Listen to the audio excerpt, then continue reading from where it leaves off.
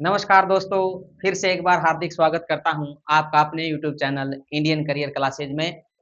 और आज की हमारी वीडियो बाकी वीडियोज़ की तरह बड़ी ही इंटरेस्टिंग होने वाली है, जो कि होगी पास्ट कंटीन्यूअस टेंस के ऊपर।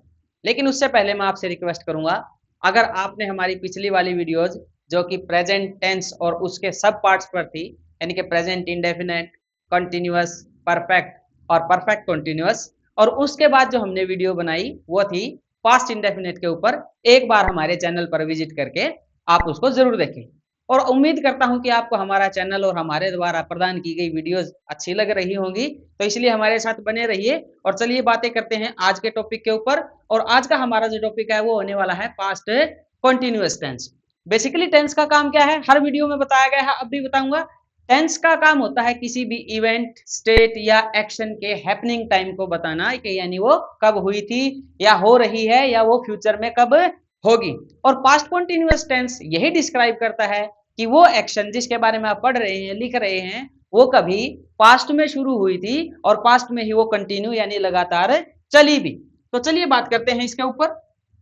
यहां पर आपको दिखाई दे रहा होगा the past continuous tense describe, यानी कि बताता है किसके बारे में, एक्शंस के बारे में, happening at a specific time in the past, जो कि पास्ट में किसी स्पेसिफिक टाइम यानी कि विशेष समय पर चल रही थी, यानी कि घटित हो रही थी।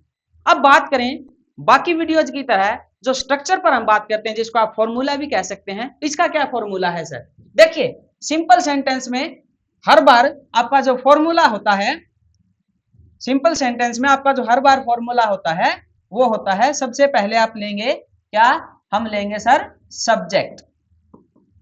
उसके बाद हमने क्या लेनी होती है, हेल्पिंग वर्ब सर। उसके बाद हमने लेनी होती है सर मेन वर्ब, जिसको आप बेस फॉर्म भी बोल सकते हैं, प्रिंसिपल भी फॉर्म भी बोल सकते हैं। और प्लस में आपको क्या लेना है, ऑब्जेक्ट। लेकिन आप यहां पर एक बात ध्यान रखेंगे कि कॉन्टिन्यूअस है तो मेन वर्ब के साथ आपको यूज करना है आईएनजी का भी।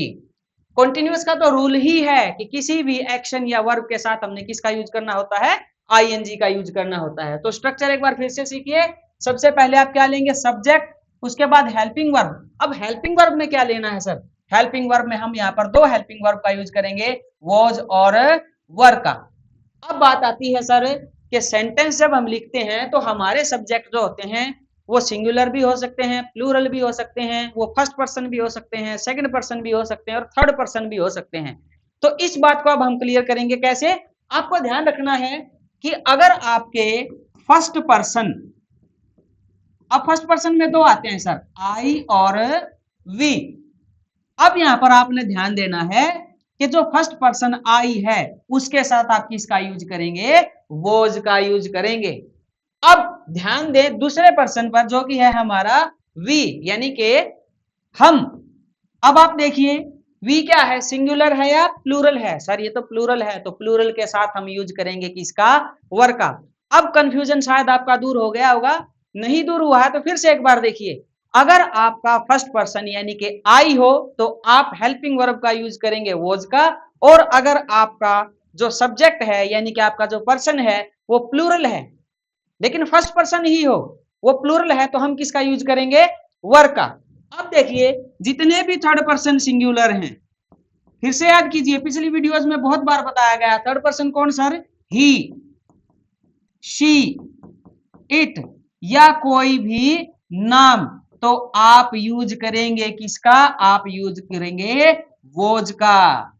लेकिन अगर आपके थर्ड पर्सन प्लूरल हैं, जैसे कि सर, जैसे कि दे, तो आप यूज करेंगे किसका, वर का। तो यहां पर जो कंफ्यूजन वाली बात है वो मैंने क्लियर कर दी है। और फिर से एक बार क्लियर करता हूं कि अगर आपका सब्जेक्ट आई है, फर्स्ट पर्सन है लेकिन है सिंगुलर, तो आप किसका यूज करेंगे, वोज का।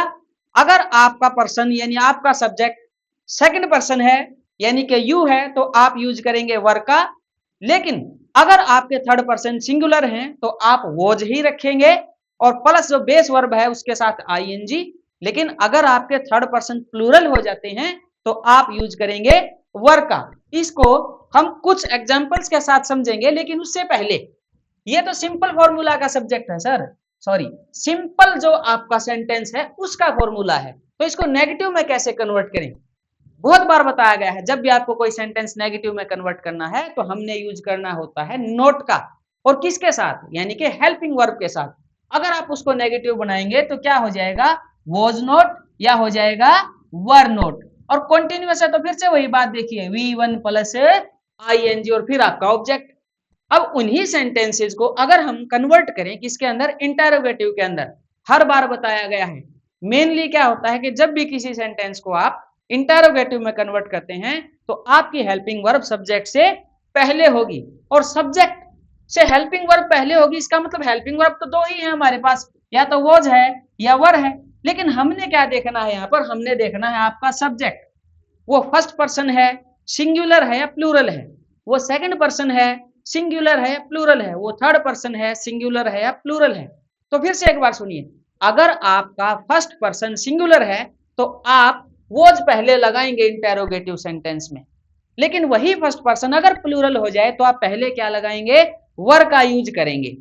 फिर आप देखिए, अगर आपका सब्जेक्ट सेकंड पर्सन है यानी कि यू, तो आप लगाएंगे वर का यूज करेंगे, और वह वर इंटेरोगेटिव सेंटेंस के कारण सब्जेक्ट से पहले हो जाएगा। फिर आप देखिए, अगर आपके थर्ड पर्सन प्लूरल हैं जैसे कि दे, तो क्या हो जाएगा, हम किसका यूज करेंगे, वर का, जो कि सब्जेक्ट से क्या हो जाएगा, पहले। लेकिन एक बात और मैं खास बताऊं, आई के साथ वर का भी यूज होता है, लेकिन ध्यान रखिएगा आप केवल कंडीशनल सेंटेंसेज में। जैसे सर मैं एक कंडीशन रख दूं, इफ आई ब्लैंक किंग, मैं कहता हूं अगर मैं एक राजा होता, ये कंडीशन है। अगर कहीं पर इफ आ जाए, यदि कंडीशन आ जाए, तो आई के साथ आप किसका यूज कर सकते हैं, वर का यूज भी कर सकते हैं। वो बहुत आगे की बात है, किसी डिटेल्ड वीडियो में आपको ये फिर से बताया जाएगा। लेकिन उससे पहले आइए हम कंटिन्यू करते हैं हमारा पास्ट कंटिन्यूअस टेंस कुछ एक सेंटेंसेस के साथ। पहला सेंटेंस मैं लेता हूं, आई वॉज स्लीपिंग, मैं सो रहा था। ठीक है, अब आप देखिए आई क्या है, आई फर्स्ट पर्सन है सर, लेकिन सिंगुलर है, तो हम किसका यूज करेंगे, वॉज का। और जो बेस वर्ब है उसके साथ किसका यूज करेंगे, आई का यूज करेंगे। इसी को नेगेटिव करें तो मैंने बताया था, जो आपकी हेल्पिंग वर्ब है उसके साथ आपको किसका यूज करना है, नोट का यूज करना है। तो हो जाएगा आई वॉज नॉट स्लीपिंग, मैं नहीं सो रहा था। और अगर हमने इसी को इंटरोगेटिव में कन्वर्ट करना हो तो ये जो हेल्पिंग वर्ब है आपके सब्जेक्ट से पहले हो जाएगी, यानी कि वॉज आई स्लीपिंग, क्या मैं सो रहा था। कुछ एक एग्जांपल और लीजिए। अब लेता हूं मैं जैसे सेकंड पर्सन का, सेकंड पर्सन क्या है यहाँ पर, यू। अब क्या बताया था आपको, अगर आपका सेकंड पर्सन सिंगुलर हो चाहे प्लूरल हो, कुछ भी हो, सेकंड पर्सन है तो सिर्फ आप एक ही हेल्पिंग वर्ब का यूज करेंगे पास्ट कंटिन्यूअस में, वो है वर। अब इसको देखिए, यू वर रीडिंग, तुम पढ़ रहे थे। इसी को नेगेटिव में कन्वर्ट कीजिए, जो हेल्पिंग वर्ब है उसके साथ किसका यूज करना है, नोट का, यू वर नॉट रीडिंग। अगर इसी को कन्वर्ट करें इंटेरोगेटिव में तो आपकी जो हेल्पिंग वर्ब है जो कि है वर, वो किससे हो जाएगी, सब्जेक्ट से पहले हो जाएगी, और हो जाएगा वर यू रीडिंग। ये हो गया सेकंड पर्सन का। चलिए एक थर्ड पर्सन का भी लेते हैं। थर्ड पर्सन का लिया हमने यहाँ पर शी, थर्ड पर्सन क्या है, शी, लेकिन ध्यान रखिए ये सिंगुलर है, और सिंगुलर के साथ आप किसका यूज करेंगे, वॉज का यूज करेंगे, और बेस वर्ब के साथ आईएनजी कंटिन्यूअस है तो लगाना ही पड़ेगा। इसी को कन्वर्ट कीजिए नेगेटिव में, शी वॉज नॉट राइटिंग, और इसी को कन्वर्ट कीजिए किसके अंदर, इंटेरोगेटिव के अंदर, तो जो आपकी हेल्पिंग वर्ब है वो आपके सब्जेक्ट से पहले हो जाएगी। एक सेंटेंस अब मैं यहाँ पर लूंगा जो आपका थर्ड पर्सन है जो प्लूरल है, जैसे कि सर यहाँ हमने लिया वी, सॉरी दे। अब देखिए दे कैसा पर्सन है, दे तो थर्ड पर्सन है सर, लेकिन ध्यान रखने वाली बात क्या है, सिंगुलर है या प्लूरल है, सर दे तो जो है ना प्लूरल है। तो जैसे कि वीडियो में बताया गया था कि दे वर, मतलब सर कि अगर आपका थर्ड पर्सन प्लूरल है तो आप हेल्पिंग वर्ब रखेंगे वर, और बेस वर्ब के साथ है आईएनजी।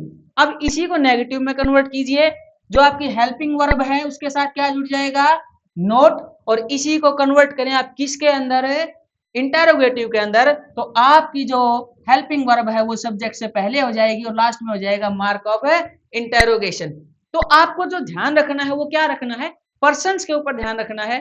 फर्स्ट पर्सन सिंगुलर है तो आप वॉज का यूज करें, फर्स्ट पर्सन प्लूरल है तो आप वर का यूज करें, सेकंड पर्सन है तो सिर्फ और सिर्फ वर का यूज करें, और थर्ड पर्सन अगर सिंगुलर है तो वॉज, और प्लूरल है तो वर का यूज कीजिए।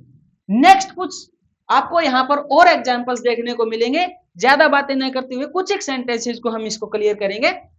जैसे देखिए इट का एक भी सेंटेंस नहीं लिया था हमने, यहाँ पर हम इट का सेंटेंस लेंगे। मैंने बताया था थर्ड पर्सन में कौन कौन काउंट होते हैं, याद कीजिए एक बार। थर्ड पर्सन में होता है ही, शी, इट या किसी का नाम। तो थर्ड पर्सन में इट आ गया सर।